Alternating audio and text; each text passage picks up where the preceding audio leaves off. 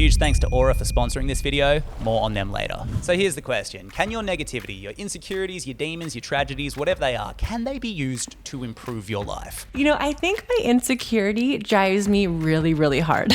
I don't think that doubt is a bad thing. It sounds a little toxic, but it made me ride harder. I see it in Seneca. There is one blessing conferred by constant misfortune, that it finally brings strength to those it always plagues. Is this the best you can do? I see it in Sylvia Plath. Perhaps someday I'll crawl back home beaten, defeated, but not as long as I can make stories out of my heartbreak, beauty out of sorrow. Husband runs off with a politician, make good art. I see it in Nelson Mandela. It is in the character of growth that we should learn from both pleasant and unpleasant experiences. I try to find ways to thrive on that. I see it in writers like Poe Bronson, who says that the way that he overcomes writer's block is to write what makes him angry. It became personal with me. I see it in this app I use where I can't access social media unless I go to the gym. The combination of guilt and fear of getting caught, that really has been effective so far. John Wick. Kill that from me! The Water Boy. Water sucks, but use it on the field. Hell, I'm seeing it in the book that I am reading right now, Jeanette McCurdy's I'm Glad My Mum Died. All of these examples have one thing in common. Instead of seeing negativity as something to be shunned, they've embraced it, used it, and made their lives better.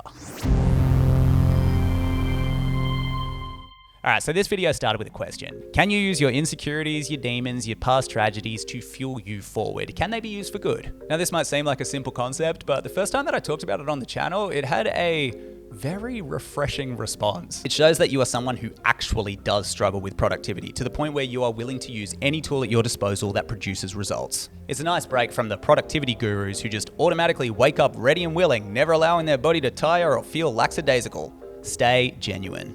Firstly, thank you, that is absolutely lovely. But secondly, the insight there is so fascinating. We are not all born with the same head. However, we are born into the same world. And there is a very strong and potentially quite damaging cultural message that unless you're doing something for the most altruistic, positive reason, don't do it at all, buddy. World peace. I think this idea, it makes people feel ashamed of their own complexity. So in order to sort of, tackle that stigma, is that the right term? I have decided to put all of the research and stories and tips that I've found on this idea into this video. Our first story comes from the world of ultra running. And that's because I find that ultra runners often give really good advice to people with complicated heads. I mean, think about how often they'd find themselves in like kilometer 63 of an 100-kilometer race, and they know how much they have to go, but they also know how tired they are. They're not going to be thinking of roses and changing the world. No, they're going to be using whatever they can to put one foot in front of the other. And often, as somebody who I would consider a bit tapped, I find that strategies laid out by ultra runners apply really well to my life. Take Turia Pitt, an Australian ultra runner. Sure, Turia might start a race to inspire people or raise funds or something positive, but when things get tough, and things always get tough, she doesn't use these goals to motivate her. Instead, she turns to negativity and she literally uses her head to scare herself into running. I would imagine that I was a messenger for a queen, and I had to get a message to her, otherwise a war would break out and I'd have the deaths of thousands of people on my hands. I love it. And looking back on her life, you can see that these tactics have actually popped up even before she became an athlete, like when she was in high school. One day I decided I wanted to do well in the HSC. And so when I told Mr. Smith my subject choices, he went, "You're not smart enough." I was infuriated, but I used his negativity as motivation. In fact, he was the catalyst for forging me into a new direction. I ended up coming first in all my subjects. I got a mark in the high 90s and I won the math medal. So, go suck it, Mr. Smith. Suck it, Mr. Smith. I feel that. It sounds simple, but it's kind of cool, right? Like Turia took something negative and turned it into purpose. And before we finish Turia's story, let's first explore that concept. Nietzsche, the silly Billy, he said, "He who has a why to live for can bear with almost any how." This quote rang true with the Holocaust survivor Viktor Frankl, and many years after that, the philosophy ended up on LinkedIn. High five. Synergy. Yay. Find Your Why is a 2017 book by Simon Sinek, but today I'm gonna be the Simon Cynic. I'm gonna critique it. Not really, honestly. I'm just gonna add my 2 cents. Alright, so the core concept of the book, finding your why. This is using the idea of purpose or your mission in order to propel you through life. The idea is that if you know why you want to do something or why you exist, then the how and the what and the who and the where will all fall into place. If you know you want to end world hunger, you'll figure it out, theoretically. Or like they said in Chicken Run. Where there's a will, there's a way. Couldn't agree more. and I will be leaving that way. But what happens when that will feels inaccessible? Well, instead of just finding our why, we find our dark why. A dark why, just like a why, is a motivating reason for doing something. Unlike the why from before, which was nice and lofty, this one's made up of a bunch of things that you don't really want to broadcast about yourself. Anger, jealousy, insecurity, revenge, a sense of guilt, shame, disgust. All of these bad qualities that we'd rather rid. But before we do, why don't we just use them? You know what I'm saying? Or in simpler words, your dark why is your way of using insecurities to improve your life. What you are looking for is energy. Emotional energy, doesn't matter if it's good or bad, you just want some sort of power source that you can use. Whereas I've been thinking about it, you're just looking to start the car. So the more that I look into this, the more that I think the dark why's success, at least with me, boils down to two reasons.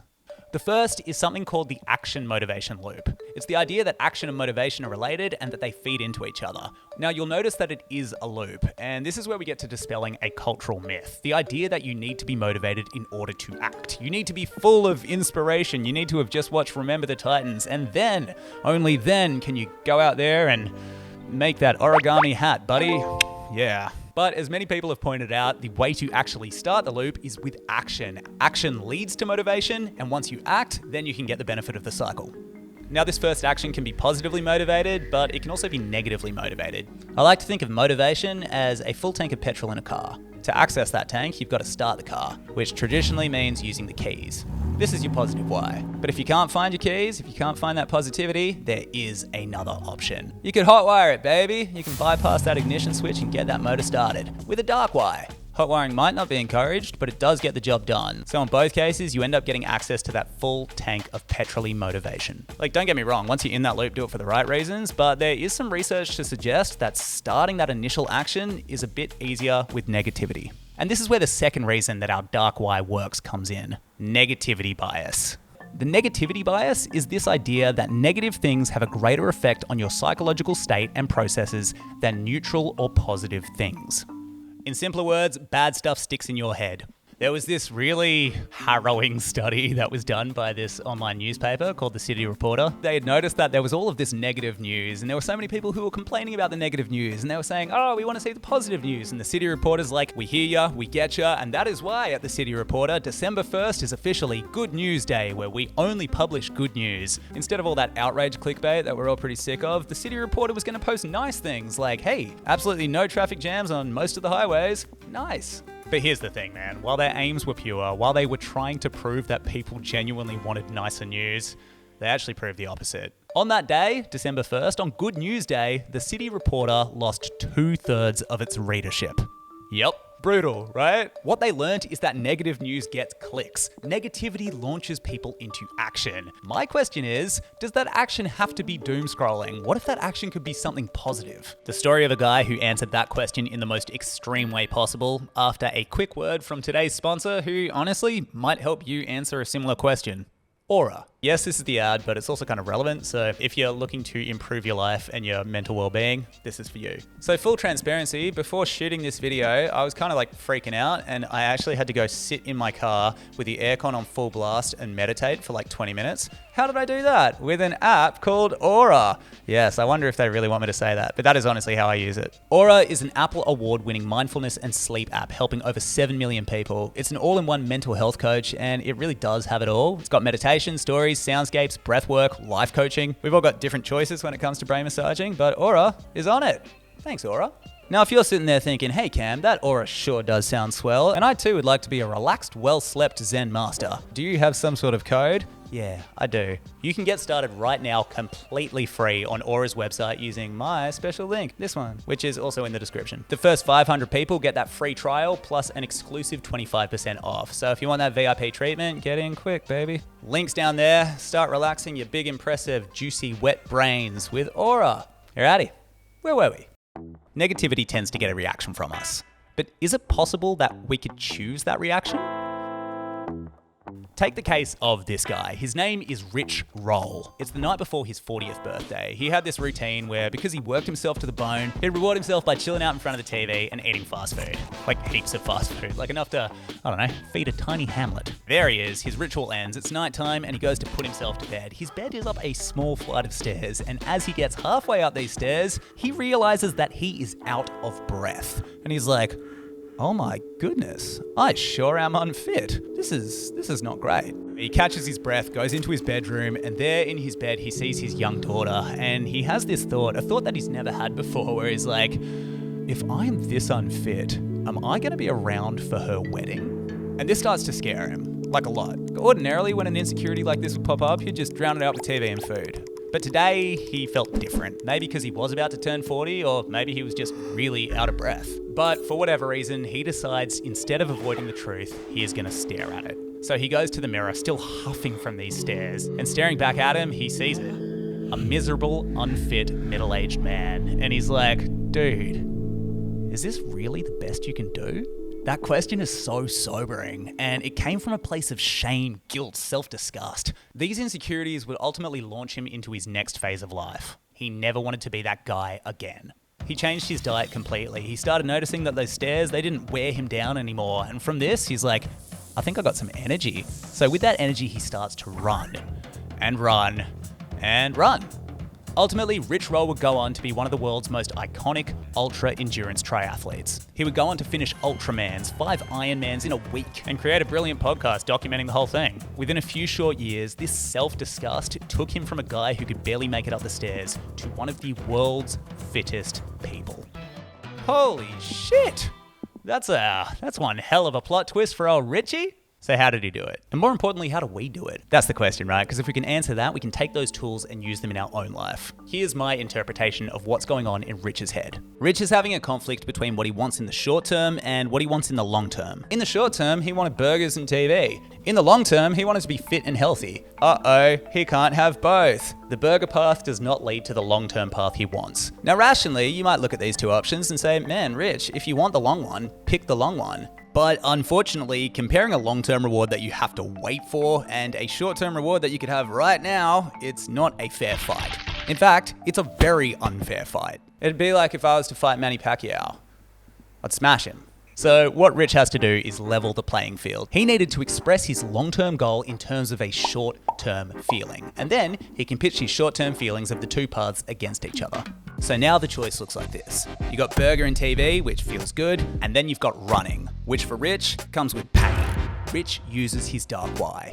He consciously adds shame, self-disgust, and the image of his early death to the burger side until it's way less painful to just go for that run. And I'm not saying that other people should do this. This is obviously just what Rich did. But outside of the world of food and running, I do think it's a really fascinating blueprint for changing your life. And as for naming that blueprint, I think I'm going to go with Tyler, the hypothetical scenario creator. Oh. Outside of his music, Tyler the Creator is 100% sober. And when he talks about it, he often mentions self-awareness and hypotheticals. I have a addictive personality, like where I wear the same outfit for a month and a half type shit. So me being aware of that, if I ended up liking alcohol or some shit, it would be the fucking downfall of me. He knows himself well enough to predict his mistakes without actually having to make them. Take this quote, for example. I know I don't want to be that drunk guy, but I do know that I want to hit a jump on a dirt bike. I can look at that and say I want to do that, but I've never seen a drunk guy and be like, damn, I want to be that. So if you're in the mood for action or a practical takeaway, this is a simple decision-making framework that works for me. We'll kick off our hypotheticals by defining 2 long-term potential timelines. The worst you that you could become and the best you that you could become. For example, cruel, lonely, alcoholic slob and fun-loving, athletic mad dog. Yep, that's mine. Now, identify an action in your life that you no longer want and one that you would like to replace it with. Vaping replaced with scuba diving. Now, identify the short-term gain and pain that keep you from changing. Then, like Rich Roll, we tip the short-term scales. He added self-disgust. For Tyler, embarrassment. Whatever makes that unwanted action actually unwanted. Then bolster up those short-term positives and you've got yourself a nice little decision-making framework. Feel free to change it to make it work for you. Use multiple sources beyond me because I'm just some dude with a YouTube channel, and don't stress if your reasons are weird. I mean, hell, Turia Pitt, when she needed to run, she would use fiction. She made her legs move by using the threat of imaginary people dying. And on that note of Turia Pitt, I do want to tell one more story. And heads up, this is a pretty heavy story, so if you're not good with stories around fire, then skip to this time code here. The year is 2011, and Turia Pitt, she's running this 100-kilometre race through the harsh Australian outback. The sun was beating down on her, but she kept putting one foot in front of the other. 1 kilometre down, 20 kilometres down, 50, double marathon. She's using whatever motivation she can tap into to stay in motion. She keeps on running. Eventually, she passes the 90-kilometre mark, and she's only got 10 kilometres to go. She could picture the shower, the warm bed, the glory of finishing, and that's when she heard a rumble. A fire had broken out, and it was quickly engulfing the area that Turia was running through. On a dry day, under the hot Australian sun, she watched that fire get bigger until she knew she couldn't escape. Turia was engulfed by the flames. She was later found and helicoptered out and recovered in hospital, but the burns had caused her severe permanent damage. She spent a long, painful time in recovery, but she also found strength in an old tactic that she used, this idea of visualization. She'd use hypotheticals in order to fuel her. While I was in hospital covered head to toe with bandages, I would imagine that I was a SAS soldier who had been blown up whilst on patrol in Afghanistan. By perceiving myself as that bloke who was hard as nails, I immediately started to toughen up. And within a year, Turia was running once again. Turia Pitt, you are an Ironman! It's a lot to take in when you hear a story like that and you listen to somebody make meaning out of a literal nightmare. But it's also super empowering, and it reminds me of that reframing question. This is one of my favorite questions. It's, how are the worst things that have ever happened to you the best things that have ever happened to you? This is one of those questions that forces you to flip your thinking, and it's not that you're trying to be grateful for tragedy, it's more that you're trying to realize that your thinking can flip. So if you're looking for a practical takeaway, I would really recommend journaling on this question, or even just having it as a discussion with a friend, because while a lot of the stuff that we've talked to up until now is about that first little initial push to get the dark why to motivate you, this question, it helps us see that in the long term, negativity is often the greatest tool for growth. So where does this leave us, this dark why? I guess at this point in the video, if you think it works, if you liked the stories, the research, the tips, then what I've found helps is actually articulating a dark why. And in other videos where I've briefly mentioned a dark why, I've seen people articulate theirs. This guy says that if he has no motivation to exercise, he'll literally imagine that his wife has cheated on him and now he wants to get revenge ripped. It doesn't have to be elegant, it doesn't have to be nice, it doesn't have to be the reason that you broadcast to everybody, it just has to work. And I think that's why I wanted to make this video. It's one more comment. It was a person who said that they didn't know that the dark why was even allowed, that they felt like they were too ashamed to use it, let alone admit it to people. And I think that's kind of sad. Remember the car analogy with the keys and the hot wiring? Personally, I firmly believe that everybody has that full tank of petrol in them. They've got that motivation, that untapped potential. But accessing this tank is a different story. And that's just because people are born into different situations with different heads. Some people are born with the car keys in their hand. Other people will spend years trying to find it. And some people might not even find them at all. However, everybody has access to hot wiring. Less metaphorically, we all have demons, we all have tragedy, we all have insecurities, but we're told that using these is taboo. This benefits people who might not have as much, and good for them, sure, but it keeps the people who've got slightly more complex heads kind of stuck. It says, oh, don't hotwire that car, just find your keys. What if that's not an option? And so, instead, we get told that there is only one way to start. You must be some morally perfect, altruistic superhuman driven by inoffensive love. Very marketable as well. And so we see people hide or deny their feelings. Things like jealousy, apathy, guilt, anger, sadness, a lack of self-respect. But within each of these feelings, there's also a hidden upside. Jealousy could be a sense of direction. Apathy could come with fearlessness. Guilt can be a byproduct of empathy, anger, drive, and sadness, honesty. And a lack of self-respect is just the dark side of knowing what you no longer want to be in this world. So, you can't find your keys right now? That's cool, man. Personally, I'm all for using whatever you have available just to get things going, because the thing that actually matters is all the stuff afterwards. And the thing that sucks is seeing people never even start. Thank you so much for watching. I do hope you enjoyed that. I hope you got to list out your dark whys in that method section. Let me know if you have other tactics that are similar to this in the comments. I think a lot of people would be very curious if you do. Subscribe if you're new, if you like what you saw. If you like the vibe and you want a little more of your boy, then check out my book, Your Head is a Houseboat. Members, if you want some Q&A stuff. Check out my shop, got lots of clothes. And thanks again to Aura. Links in the description. All right, have a glorious day. Catch ya.